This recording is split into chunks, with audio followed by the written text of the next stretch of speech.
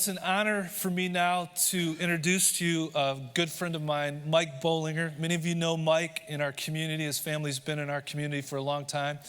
He was a very successful practicing attorney, and I know some of you benefited from his expertise in that profession. And a few years ago, he received the unfortunate news that he has cancer, and the prognosis was not positive at all. And so he's begun this journey of living with that reality every day.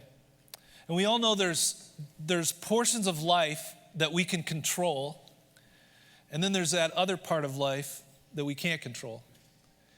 And it's in that area of life that you can't control. It's where you discover what you really believe about God and what really matters in life. And Mike is going to tell you what he's discovered in light of that. And one of the things that I'm so proud of him for is how he has responded to this news for the past 2 or 3 years. Because the only thing you can do in those areas of life where you have no control over them, the only power you have is your choice of how you're going to respond to them. And his response and the response of his wife, Lynn, has been deeply inspirational to me and so many of us. So you're in for a treat today. And again, thanks for coming, and you're going to enjoy this. We want to show you just a quick video to kind of get us tracking on the big idea of today. And I want to encourage you to really look at this video and apply it to your own current life and just do a little bit of evaluation about where you're at. And then Mike will come up and share with us. So watch this.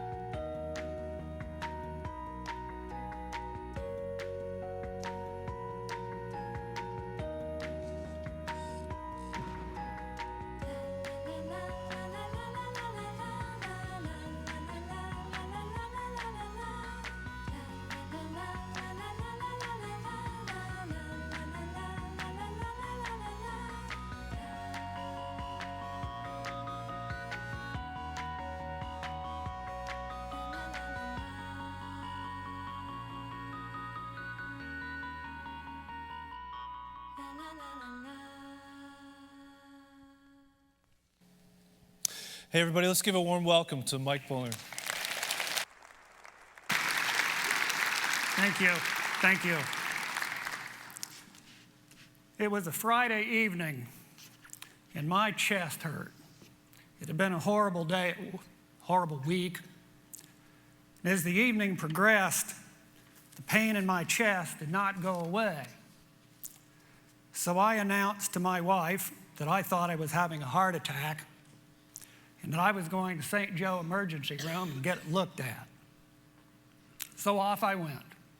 A couple hours later, after I had been poked, prodded, stabbed, CAT scanned, EKG'd, stole my urine and my blood, and when the bill was sufficiently high, the Harvard-educated emergency medicine physician came into the room and said, "Well, you're not having a heart attack. I don't know what's wrong with you. Maybe it's just stress and anxiety. Want some tranquilizers for the weekend? That might be fun." He really said that. "No, I'm not into drugs, man. Don't do that." "Okay, well, go home. If it gets worse, I'll be here all night. Come back." and he headed for the door. Just before he got to the door, he stopped and he turned and he said, "Oh, by the way, the radiologist up in Fort Wayne says there's this little spot on your liver, or on your gallbladder rather. Might have that looked at sometime." And off he went. Normally I would have ignored that, but I didn't this time. I went to see my family physician, Sandy Bally, and she looked at the reports. And she said, "Well, I don't think it's any big deal, but maybe you ought to go see Carol Sheridan, local surgeon, see what she has to say about it." So I did. Dr. Sheridan said, "Why don't you come in Monday or Friday, 1 o'clock, we'll take your gallbladder out. You'll be home by 5, recover over the weekend, back and work at Monday." That's the way I like a person that thinks that way. So that's exactly what I did. I showed up and Dr. Sheridan took out my gallbladder. I woke up in the recovery room and Dr. Sheridan was sitting next to me.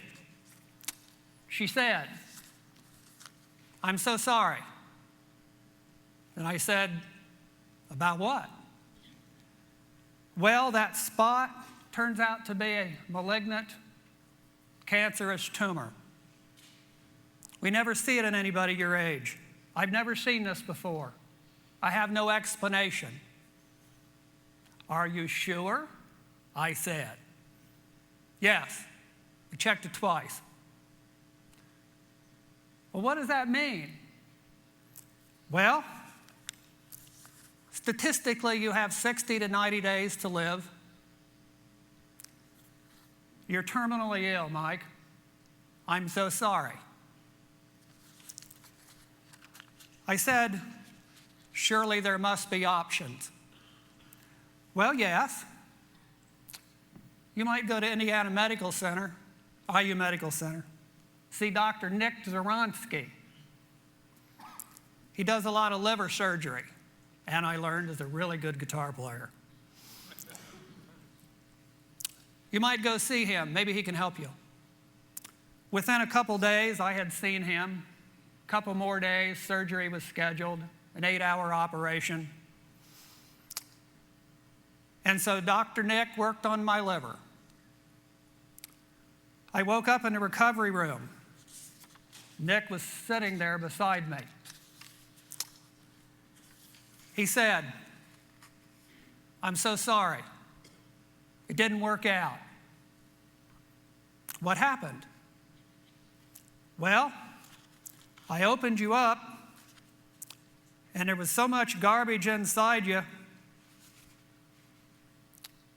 that's going to kill you before you ever recover from the surgery. So I bailed on the operation. I took out what I could find, but I didn't get it all. So Mike, you're terminal. You got maybe 60 to 90 days. Get your affairs in order, because you're done." I said, "Surely there must be options." And he said, "Well, you might think about seeing an oncologist." So after getting out of the hospital, I had an appointment with Dr. Annette Moore. Annette Moore, my shameless plug, for a wonderful physician. My first meeting, she sat at her desk and she had my file, and it was probably about that thick. And I watched her scan the file. I could see her eyes going down the data. And it would stop here and she'd stop there. Eventually, she'd apparently covered it. And I saw her sit back, and I knew she was formulating what she was going to tell me. It's like I'd seen countless lawyers go over their files before a trial is to start. So I said, "How bad is it?" And she said, with a look of total compassion on her face. Michael, this disease is going to take your life. I'm so sorry. It's not very manly of me. I lowered my head to try to hide my tears from her. It didn't work.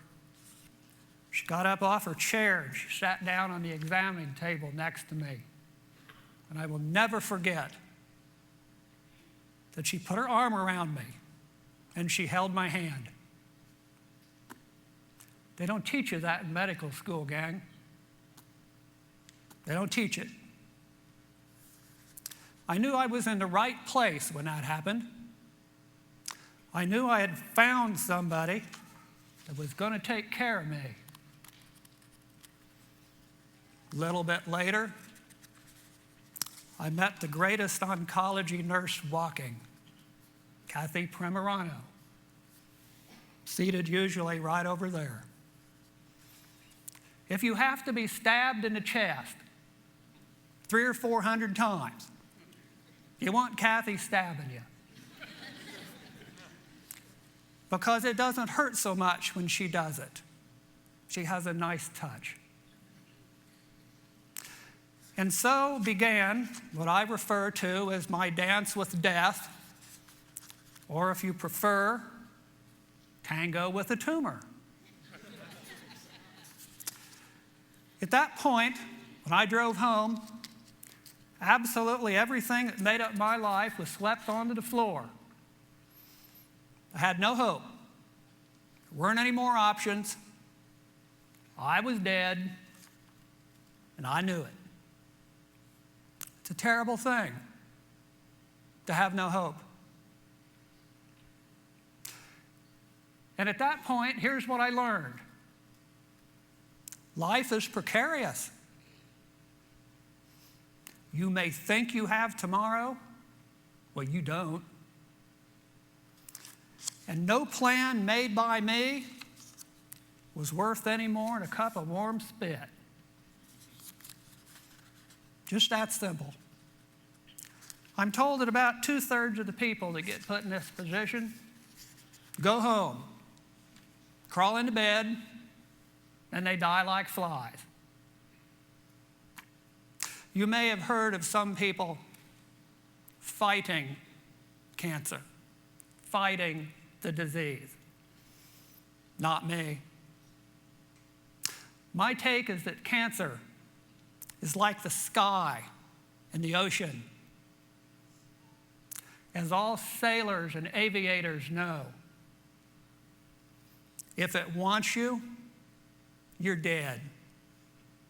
And randomly, sometimes, it lets you go. My attitude was, well, let's see where this goes. This is interesting. It's new.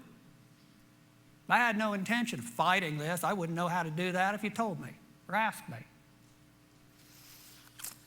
The first thing that hit me, and I'm ashamed to say this, is I came perilously close to losing my faith. I am one of those misfortunates who was born in a pew. I was probably in church the first time when I was 3 days old and probably never missed a service until I probably went away to college. That's okay for some people, but it was not good for me because I knew all the answers. I became a believer when I was 14. I prefer that term rather than Christian, so I don't mean to insult any of you. But I became a believer when I was 14. There's nothing wrong with that. I knew most of the answers about being a Christian. I went to a school called Wheaton College, the wonderful learning and spiritual experience for which I was completely unprepared and unworthy. After 4 years there, I was certain I knew all the answers. But I had never been put in a position to question whether being a believer made any sense. Could it be relied on for eternity? Was it real? I was besieged with doubts about my faith. I was tormented by doubt. I was having trouble sleeping. Always the little voice saying to me, "There's no heaven. You're not a Christian. You're dead. It isn't going to make any difference to anybody. None of these Christian things make any sense. And how can you possibly believe what some 2,000-year-old Jewish carpenter said would make any difference with you? And even if you were a Christian, how could you possibly think that you'd ever get into heaven with the things that you have done?" I was tormented night and day by this constant nagging doubt. Let me give you an illustration. I suspect that most of you are believers. If I were to walk out into the audience and pick one of you out and say, "Are you a believer?" probably you would say yes. And if I said, "Where will you spend eternity?" most of you would say, "Heaven." See? You know all the answers. But if I then said, "I've transferred a virus to you and you have 48 hours to live," I suspect we would see a lot of panicked people. Now it becomes real, and we're playing for keeps. I became desperate over this doubt. One day I said to my wife, "I don't think I'm a Christian." She said, "Of course you are, don't be silly." I said, "I don't think so." She said, "Well, why don't you go see Morgan or Mark?" And I did. And they were helpful. But they didn't solve the problem either. So I decided that I would go back to the basics of what Christianity amounts to, like I was building a case for court. I would take nothing for granted, and I would see where it led me. So I studied Matthew, Mark, Luke, and John, C.S. Lewis's book, Mere Christianity, and a textbook entitled Basic Christianity, which I had in college. And I asked myself this question: who is this person called Jesus? Hardly an original question. I started with the basic facts, like all good lawyers do. Jesus was a Jew, born in Bethlehem, raised in Nazareth, became a carpenter, crucified by the Romans. These are facts. They are historically provable. They cannot be denied. Well, you could deny them, but then you'd be stupid. And I'm not stupid, most of the time. So who is this man? It sounds corny, but I was on my bicycle about 10 miles out in the country for a workout, riding along, and it suddenly dawned on me, clear as a bell, that Jesus was God in human form, sent to this earth to save me and you from my many unspeakable sins so that I could spend eternity in heaven. As C.S. Lewis concluded, It's easier to believe that than not.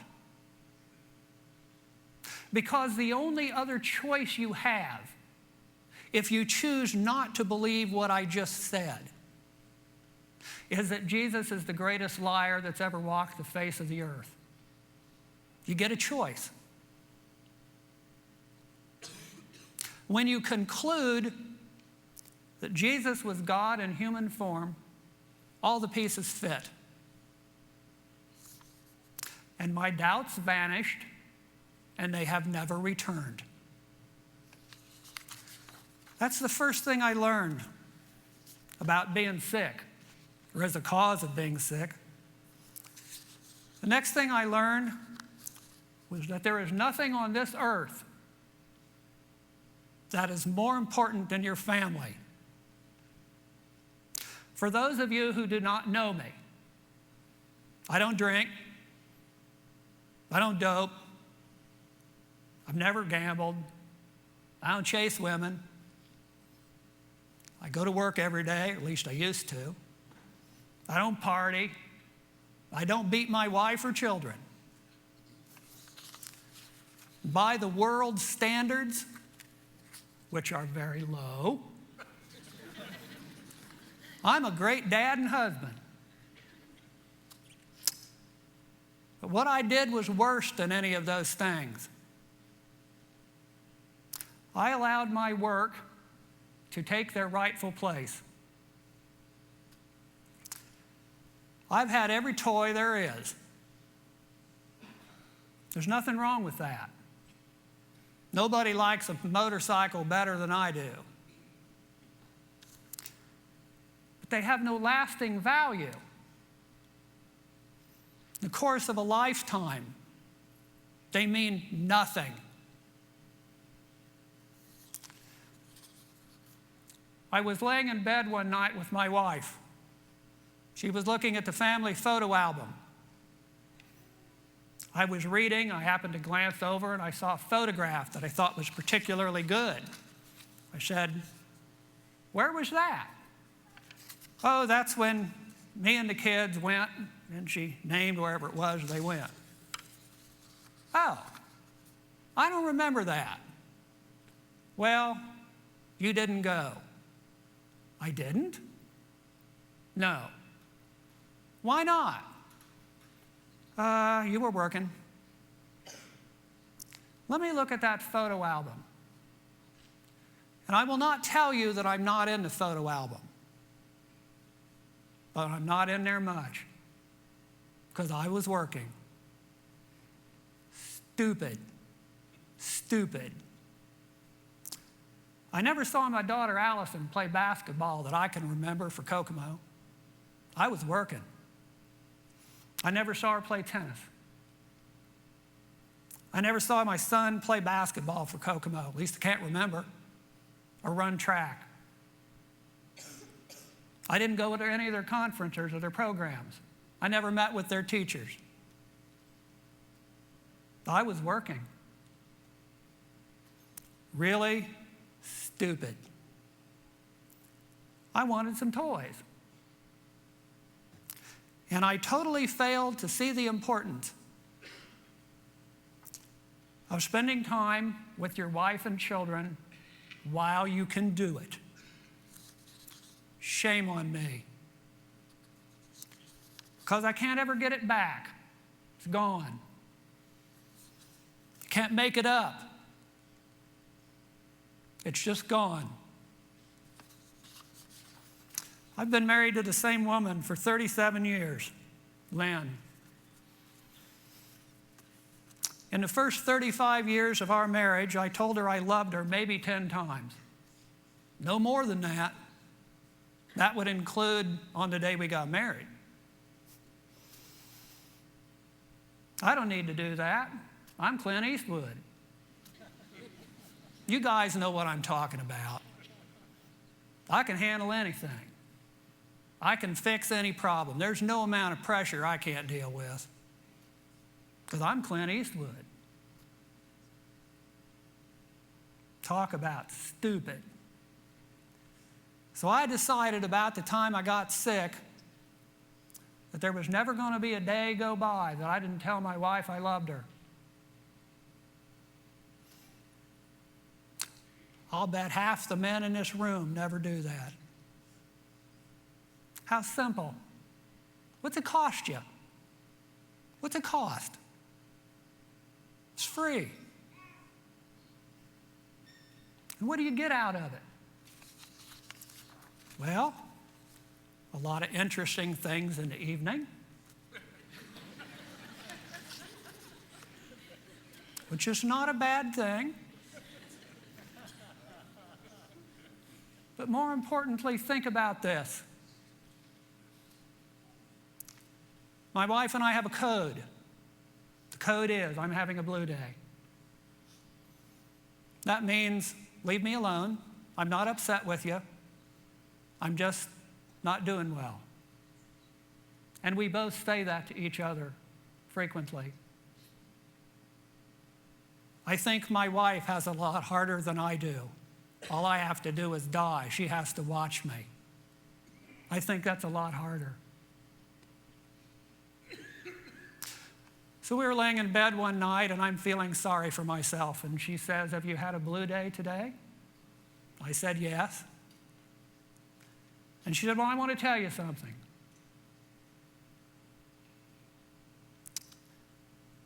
I'm going to hold you in my arms on the day that you die. And the last thing that you will ever see on this earth is my face." What's that worth? It's priceless.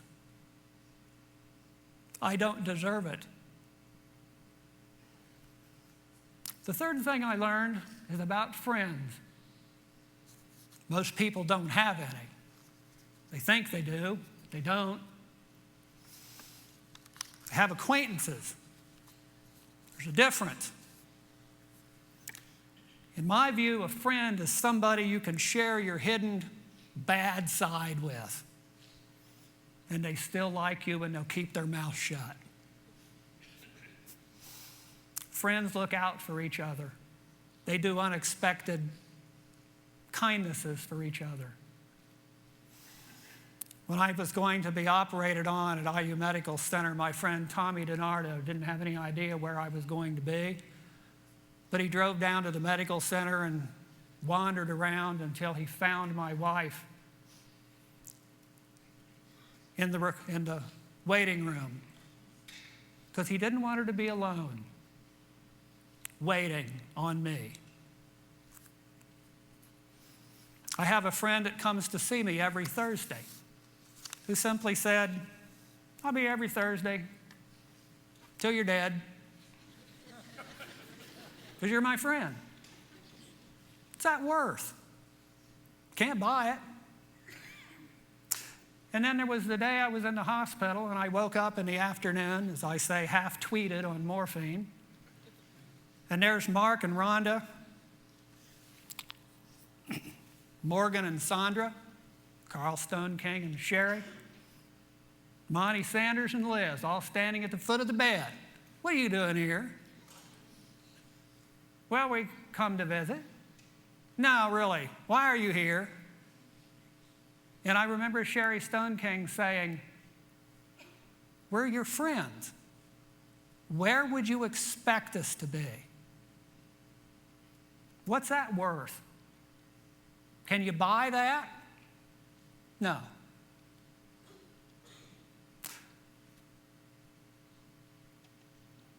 Not many things I would rather not do than go to the hospital and visit somebody. Probably all of you feel the same way about it. Hospitals are grisly. They got sick people there.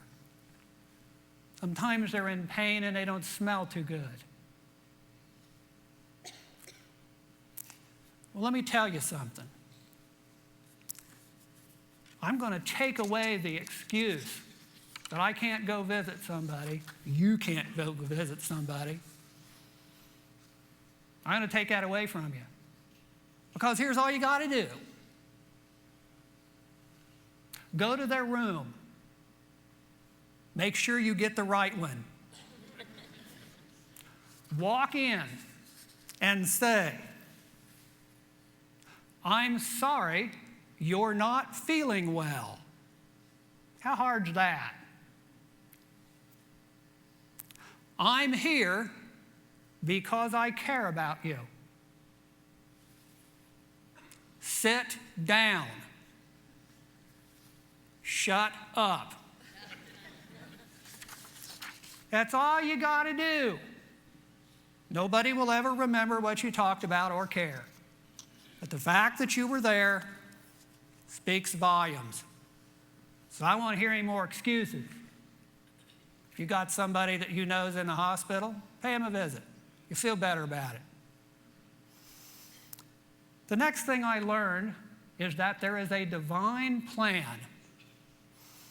All of us, believers or not, got a part to play in that plan. 2 years ago, I knew I was going to be asked to speak to a larger group of men, and I knew I was going to be asked to speak here. Little voice back there told me that. I know now that I am where I am supposed to be. I'm doing what I'm supposed to be doing, and I'm saying what I'm supposed to say. Because somebody out there needs to hear this. It is not likely that I'm going to be healed, barring a for real miracle. Now, I've seen some miracles in my day, but I believe that my part in the divine plan is that I get to die of this stupid disease. I have never thought differently. I prayed for healing one time. My thought is that God knew I wanted to be healed before I even prayed the prayer. And I didn't need to pray it more than once because I don't think He's hard of hearing. You get the point.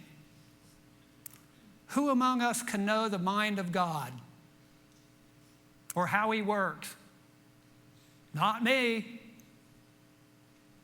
I'm just standing here doing my part today. My final point is more personal. I'm dying.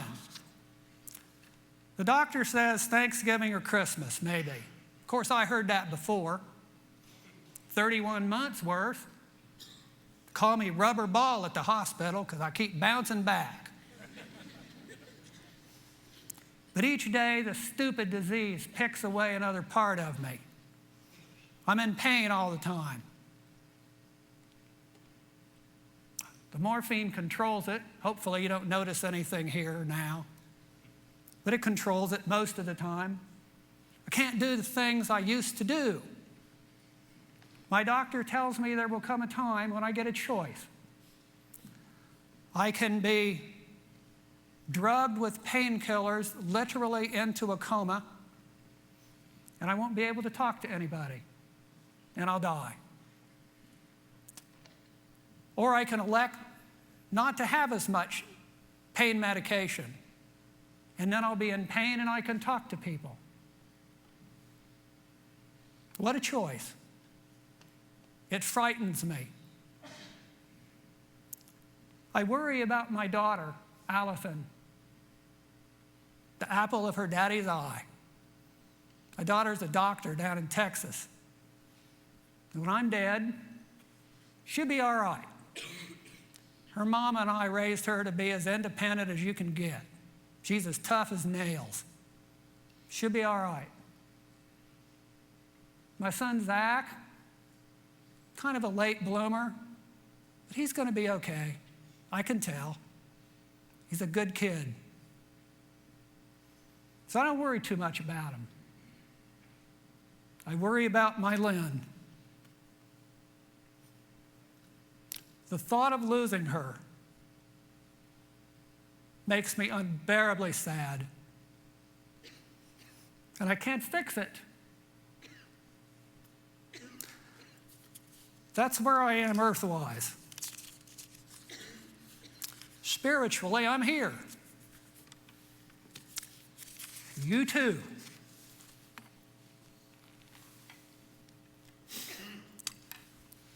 I am being held in the hollow of God's hand.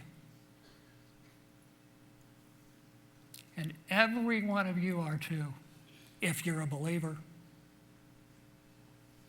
I used to think, well, there's maybe me and Mark Mullins in there.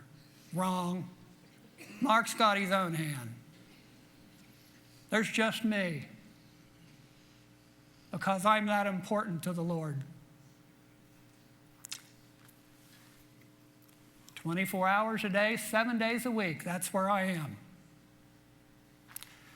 And he says he will provide the strength that I need. Your day will come. You too. You could do a lot worse than that. In summary, here's what I learned. Be right with the Lord. Take care of your family. Take care of your friends. Do your part in the plan. Never forget that you're in the hollow of God's hand. It's that simple, I think. Nothing more. It's the meaning of life. You could do a lot worse by living those rules. Finally, I want to tell you one other thing. Mark Boleyn gave me a book a while back called Heaven by a guy named Randy Alcorn. Talks about what heaven will be like. It was an eye-opening experience reading the book. With that in mind, let me give you a glimpse into the future.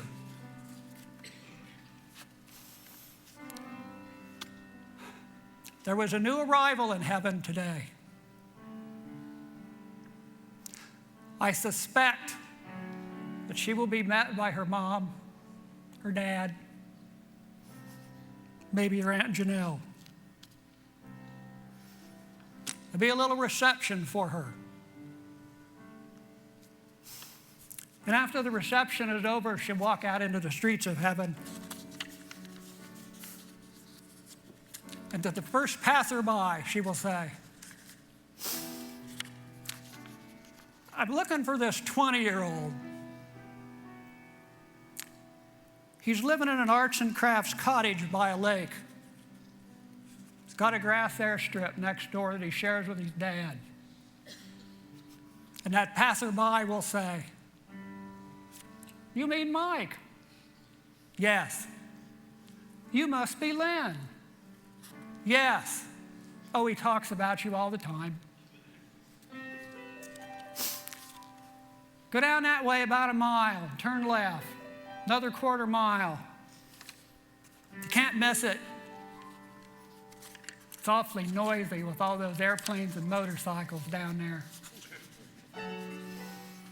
And I'll be sitting on my porch.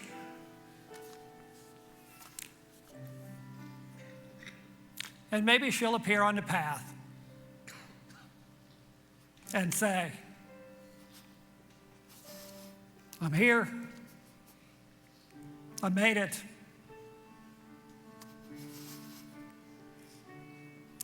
And I will say, I've been waiting for you. I'd like to hold your hand. Stranger things have happened. I don't see why that can't happen. Thank you for listening. You've been very kind. It's been an honor to speak to you. Thank you.